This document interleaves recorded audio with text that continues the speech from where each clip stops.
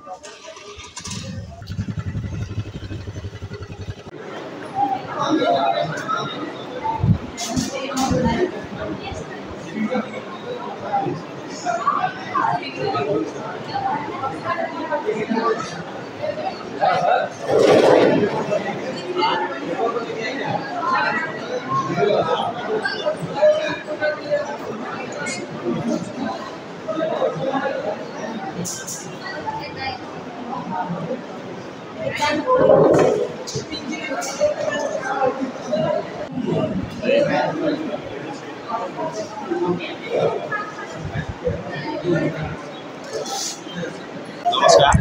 हमारा नाम सौरभ राज पांडे परम नेपाल एयरफोर्स सोसाइटी ड्रग संचार केंद्र में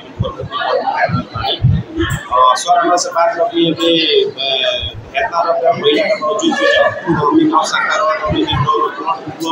बहुत ज़्यादा समस्या का सामना करने पड़ता है। हम सबसे पहले अपने पोस्ट फार्म के चैनल से भी देखा जाओ हफ्ता में एक उसे अभी 30 दिन के विगत 30 दिन अभी के फिर भी बहुत हमने के प्रयास के बाद हमने फिर से शुरुआत पहले वाली सौ हफ्ता में एक उसे मुश्किल से 3 रक्तदान कार्यक्रम होता है। 10 का 20 का 15 का 50 का होता है। डिमांड डेली रक्त संचार केंद्र में 100 से 150 200 तक का डिमांड है। ये हिसाब से जब तक अभी रक्त संचार केंद्र में जब 5 का 10 का 15 का एक पेशेंट का छोड़ा था जब तक अपने लोगों कंपनी में 1 पूरा 2 का 4 अपना पेशेंट खातिर व्यवस्था ना कर सके समस्या सामने आगे अगर वो 1 पूरा 2 पूरा होते 4 पूरा हो सकता है 1 पूरा होते तो 3 पूरा का व्यवस्था संचार के कोई से करे लेकिन साफा में एक आदमी ना सिर्फ को दबाव ये सब संस्था से सिफारिश में व्यक्ति से सिफारिश से करा के प्लॉट हो जाए तो हम क्या करें हम जगह खाली हो जाए लेकिन जब प्लॉट में खाली हो जाता है तो इतना बड़ा एक न्याय समस्या का सामना करना पड़ता है कि अपने के जावला ग्रुप के मरीज अपने वही ग्रुप में फिर से प्लॉट हो जाएगा पड़ेगा लेकिन फिर से बहुत बड़ा समस्या हो जाएगी। एक के कारण हम सब जो निवेदन करेंगे चाहे कंपनी में अपने लोग खुद अपना मरीज खातिर पेशेंट खातिर रक्तदान करे की शुरुआत करेंगे पड़ो अपने एकदम मजा से जब उम्र 18 से 65 वर्ष का कोनो किसी के पौधे के काम कोनो किसी की समस्या लेके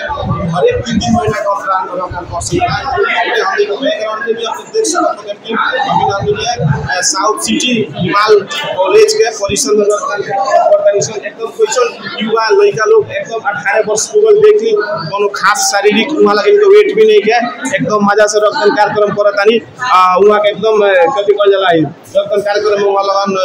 पार्टिसिपेट करतानी रक्तदान की वजह से आज तक केहू के कोनो समस्या नहीं कभी संसार के रिकॉर्ड रक्तदान करके केहू के कोनो समस्या नहीं कभी हां समय में लोग ना मिलके बहुत आदमी के जान जरूर कई बार जैसे हम फिर से सब लोग में रक्तदान करके जीवन जुगावे के लिए लोग यहाँ करते हैं लोग के जीवन मृत्यु संगे सरकार रखे ले सब चाहे विषय बारह ऐसे अपने लोगों के फिर से हम अपना जगह से रक्तदान करके जीवन जुग जाता है तो जरूर करें